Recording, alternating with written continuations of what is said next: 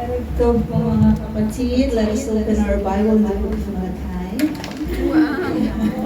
Malakay 3:9-10. Ang sabi dito, you are under a curse, for your whole nation has been cheating me. Bring all the tithes into the storehouse, so there will be enough food in my temple.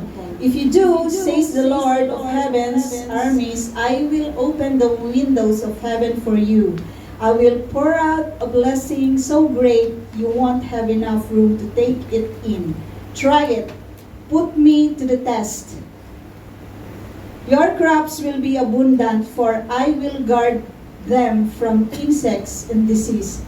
Your grapes will not fall from the vine before they are ripe, says the Lord of heaven's army. So, it's very clear mga kapatid na the Lord is saying that the Israelites are cheating on Him by not giving their tithes and offering to this God, knowing that this is the Lord who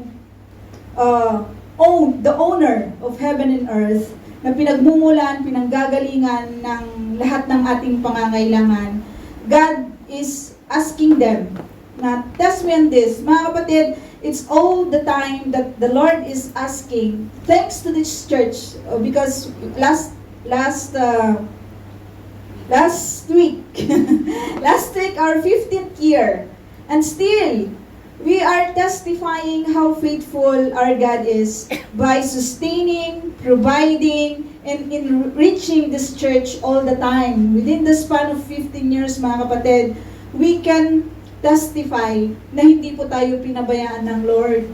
God is always providing. God is always there because God knows our needs. So, tayo na mga mananampalataya, it is an encouragement for us, mga kapatid, that we will give our tithes and offering for the glory of God. And there's a promise in verse 11 na hindi po hahayaan ng Lord na ma-fall yung grapes into His vine. Hindi niya hahayaan na yung insects to destroy the crops. He will bless us abundantly. So, there is a promise to that. So, sa atin mga kapatid, don't be worried. Sabi nga ng scripture, lagi-lagi natin itong pinapaalala sa bawat isa sa atin na don't worry, what will you eat and what will you drink? Sabi ng Lord. So, let's be encouraged by the Word of God by giving our tithes and offering. It is also an act of worship to this God. It is our responsibility also,